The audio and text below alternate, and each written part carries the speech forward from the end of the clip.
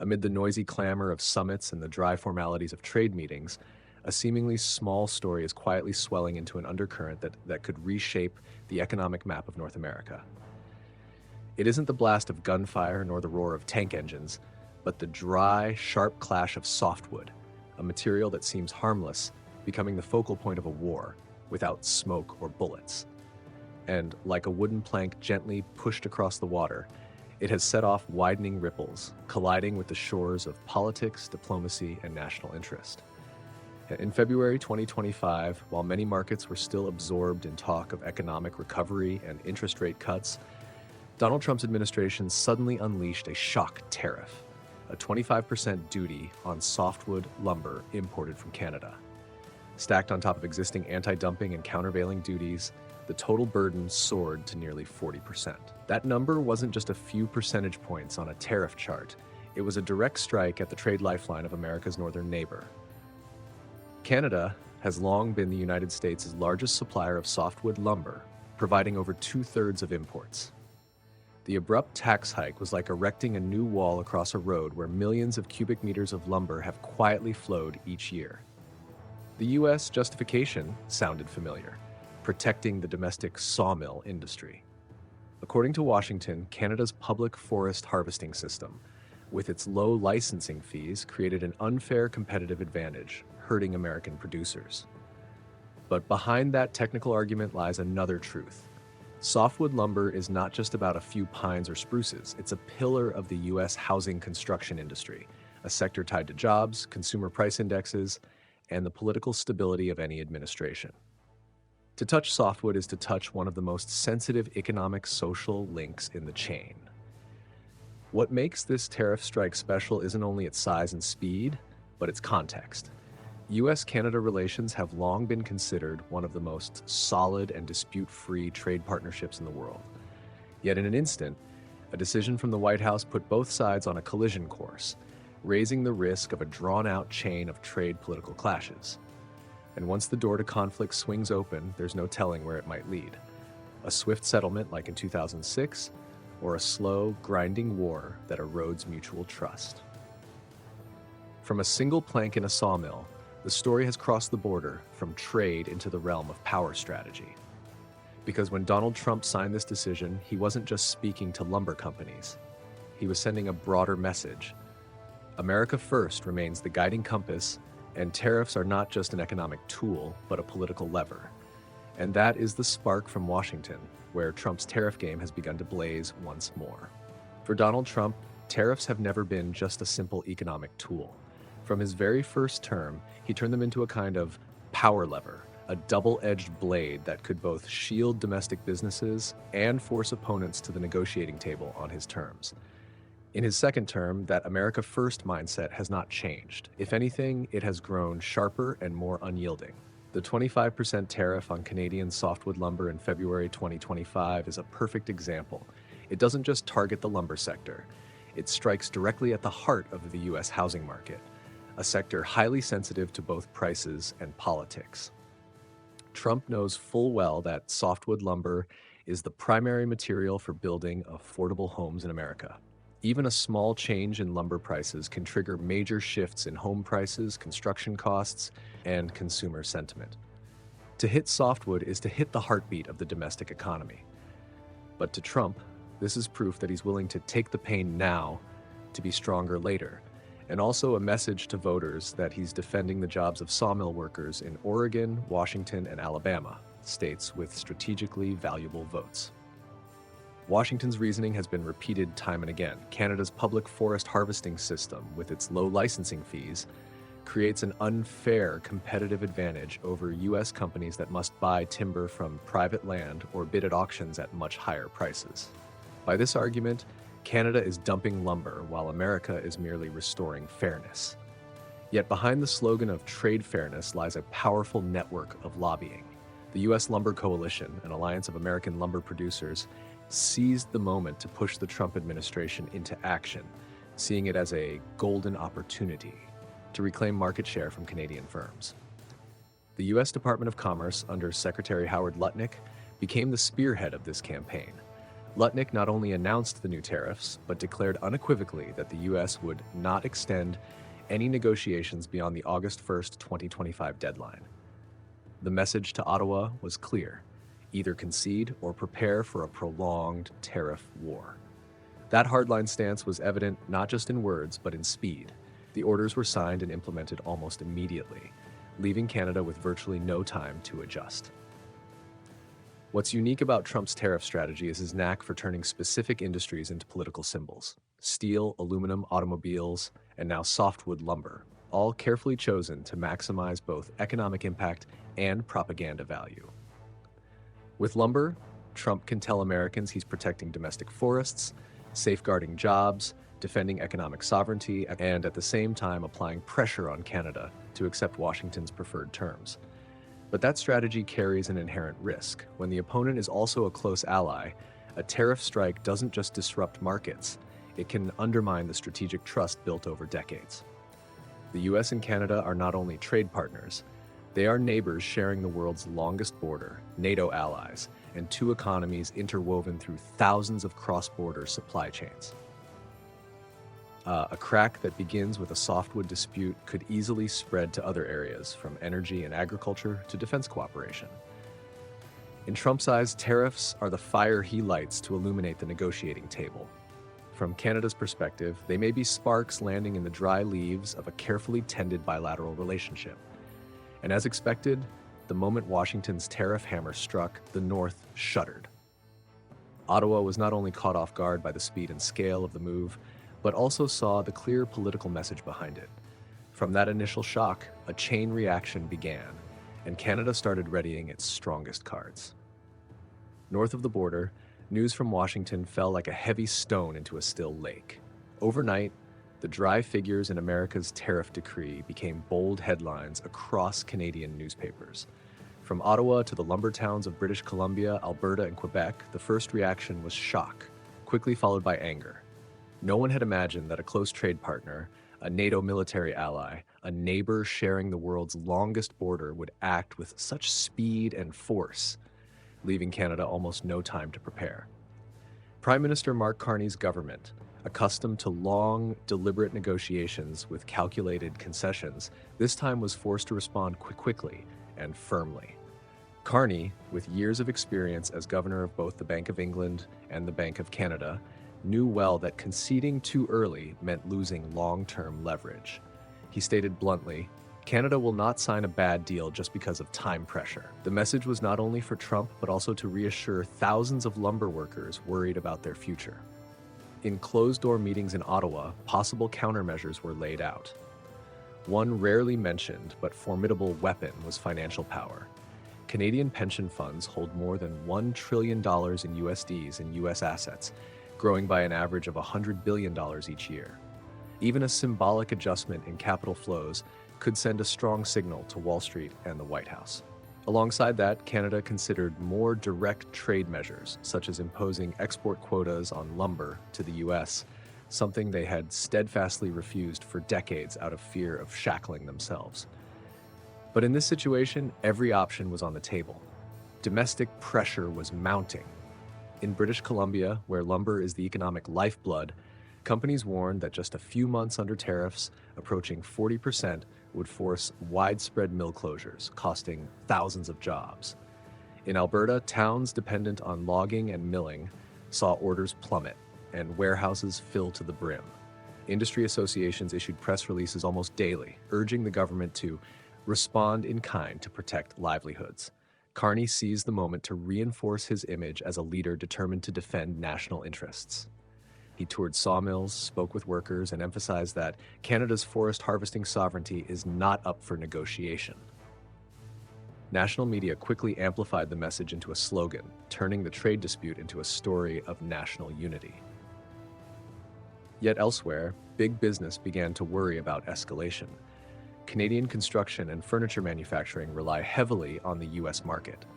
They knew that once a cycle of retaliation began, both sides of the border would suffer. This tension between the pressure to defend sovereignty and the need to preserve economic stability made Ottawa's decisions more difficult than ever.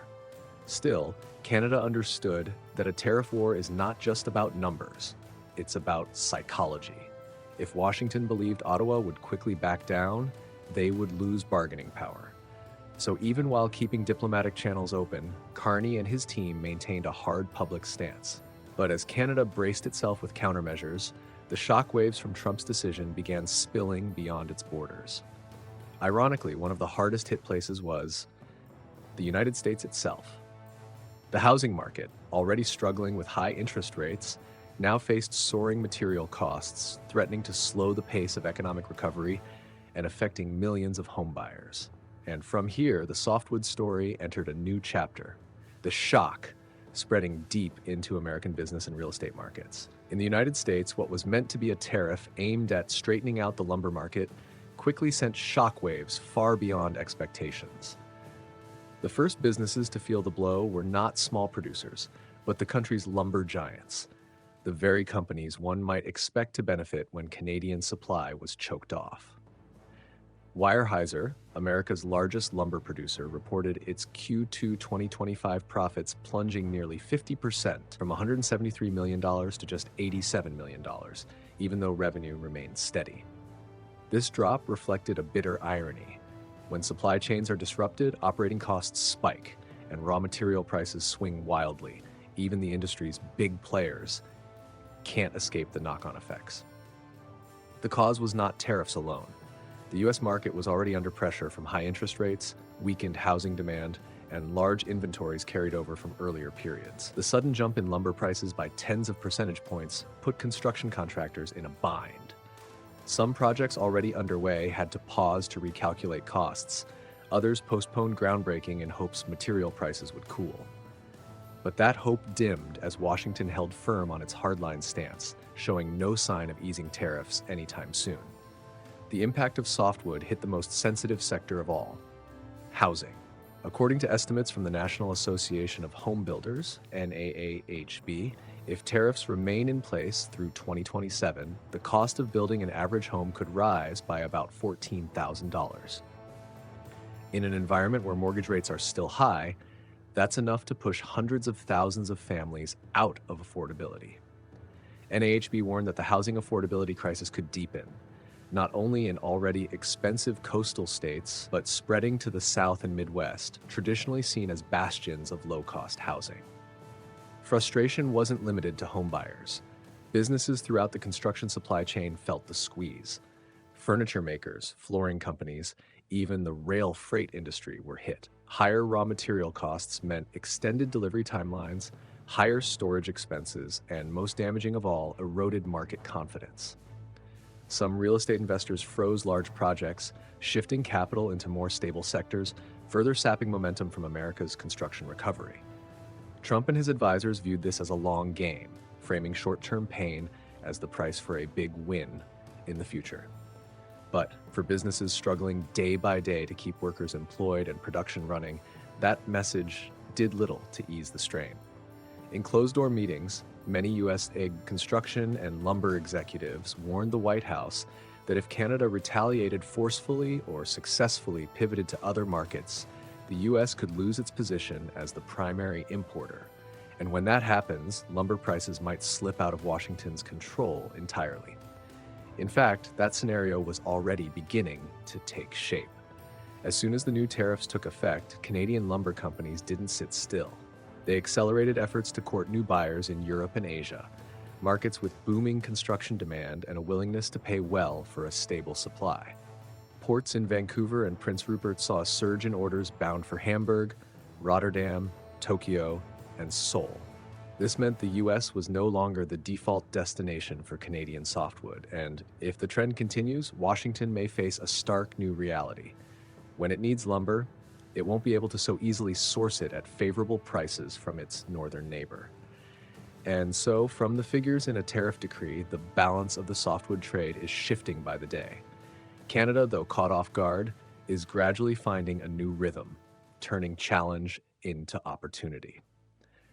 The next chapter in this story will be how Ottawa takes the long way around, transforming softwood from a weakness into a strategic piece on the global chessboard. Just a few months after the U.S. tariff strike, Canada's softwood lumber trade maps began to show new lines. Where once more than 78% of Canadian softwood exports flowed naturally into the US, by mid-2025, that share had fallen to around 68%. The gap wasn't the result of industry decline, but of a deliberate pivot, a recognition among Canadian companies that relying too heavily on a single customer, even a close neighbor, meant placing their economic lifeline in someone else's hands. Major lumber producers in British Columbia, Alberta, and Quebec began pursuing contracts in Europe and Asia. Hamburg and Rotterdam became new gateways into the EU market, where green building standards and sustainable materials are a priority. In Asia, Tokyo, Seoul, and especially China emerged as prime targets, driven by strong demand for housing and infrastructure.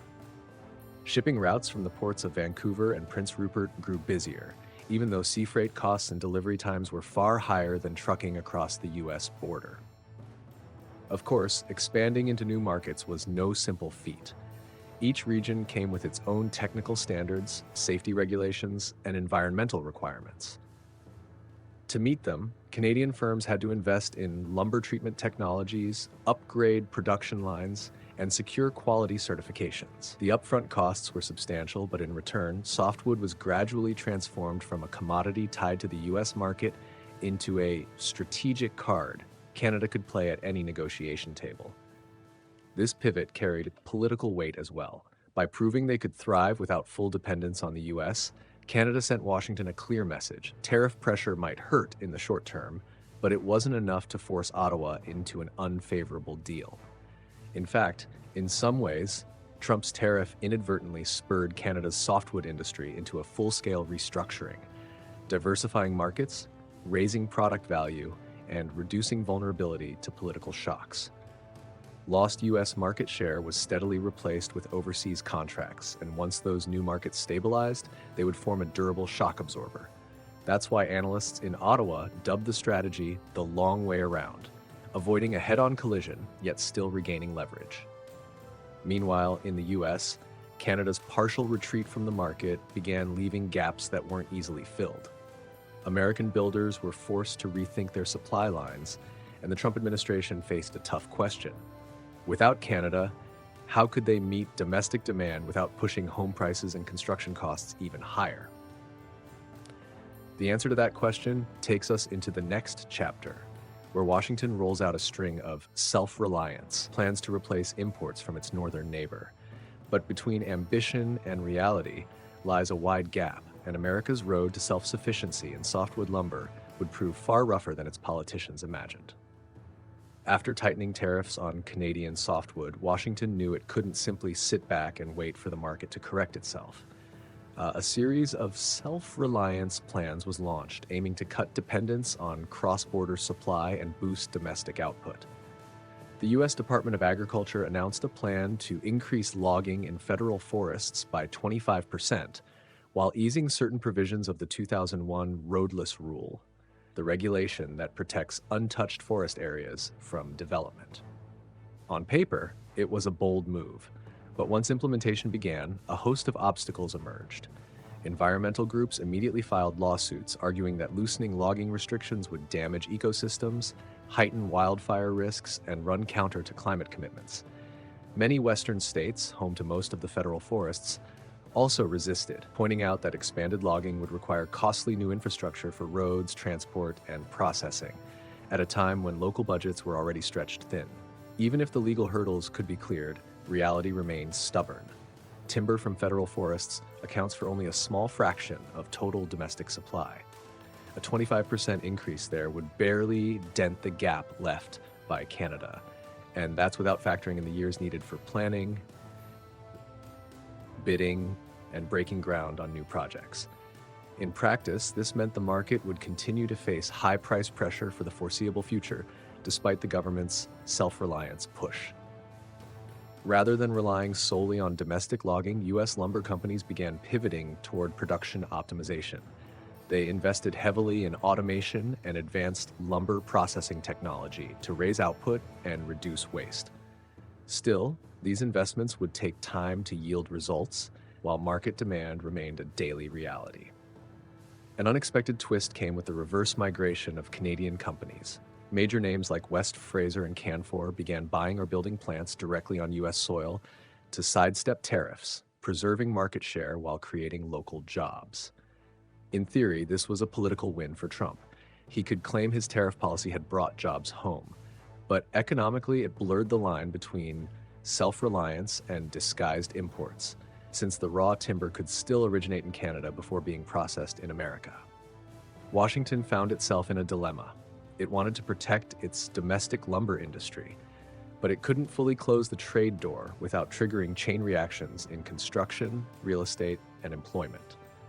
These practical limits showed that self-reliance does not always mean absolute independence, especially in a North American economy woven together by thousands of supply chain threads, with short-term measures unable to solve the root problem and long-term solutions needing years to take effect. The softwood trade chessboard drifted into a state of stalemate. Neither the US nor Canada wanted to be the first to blink, a standoff where every next move carried both opportunity and risk. The deadlock between Washington and Ottawa is rooted not only in tariff rates or trade spreadsheets, but in the deeper question of strategic trust. Both sides understand that in this relationship, making concessions is not merely an economic retreat. It carries heavy political and psychological weight. The US wants Canada to accept a quota system and price caps, what it calls ensuring fair competition for the domestic lumber industry. Canada, however, sees this as interference in its sovereign right to manage natural resources and fears that agreeing once would set a precedent for similar demands in other sectors. In diplomatic exchanges, the language remains polite, but beneath it lie clear red lines.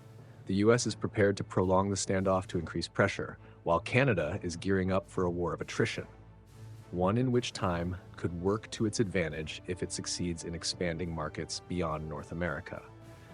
The firmness of both sides has left negotiations stalled, while markets grow increasingly unsettled by the lack of clear signals. From this stalemate, experts point to three broad scenarios.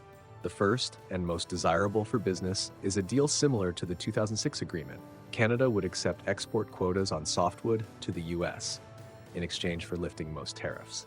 It's a path of conditional reconciliation, but one that would require mutual concessions, something still absent from the current climate. The second, more somber scenario is prolonged tension leading to the fragmentation of North America's supply chain. Canada would turn entirely toward Europe and Asia, while the US sought supply from South America or Eastern Europe. The result, US lumber prices could remain elevated for years, and the once integrated North American softwood sector, a shared ecosystem, would splinter into isolated islands, each less efficient. The third, bolder scenario is for both sides to turn the conflict into an opportunity for industry-wide upgrading. Instead of sparring over prices and quotas, they could jointly develop a unified North American sustainability standard for softwood, apply advanced harvesting and processing technologies to cut costs and raise value. This would turn competition into collaboration, preserving economic benefits while boosting global standing. But such a path would demand a level of trust and goodwill still far out of reach. Politics, meanwhile, makes everything harder. This is the first major test within the USMCA framework of its ability to resolve intra-bloc disputes. If the US and Canada fail to find common ground, the message to Mexico and other partners will be clear. Even the closest allies can spiral into confrontation. That could weaken the bloc's collective trade posture against major economies from the EU to China. This deadlock is like a chess match where both players know victory comes only when the other tires or slips up. Yet with every move carrying immediate economic and social consequences, neither dares to push too far. That's why this is not just a trade dispute, but a test of endurance, strategic vision, and the ability of both nations to balance short-term gains with long-term interests. From what might seem like a lifeless plank of wood, the story has unfolded into a full-blown power chessboard, where economics, politics, and diplomacy interlace like inseparable wood grain. The tariffs on Canadian softwood are not just a temporary trade measure. They are a test of endurance for an alliance that has lasted decades. They have forced both the US and Canada to reveal their strengths, weaknesses, and limits, from production capacity and market shifting ability to steadfastness on sovereignty and fair trade principles. The U.S., under the banner of America First, has shown its determination to protect its domestic lumber industry, but has also exposed the practical barriers to replacing a long-standing link in its supply chain. Canada, blindsided at first, has quickly sought to turn pressure into opportunity, expanding markets and diversifying customers. Both have locked into a standoff, and within that standoff, the deeper calculations of power and influence have come into sharper focus. Perhaps the biggest lesson here isn't about who wins or loses this tariff battle, but about the fact that, in an increasingly interconnected world, a decision that seems small, like imposing a tariff on a single type of wood, can send ripples far and wide, touching the entire trade architecture of a region.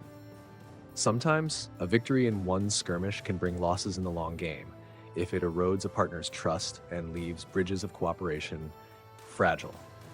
A few years from now, these planks may still be nailed into homes in America or appear in projects across Europe and Asia.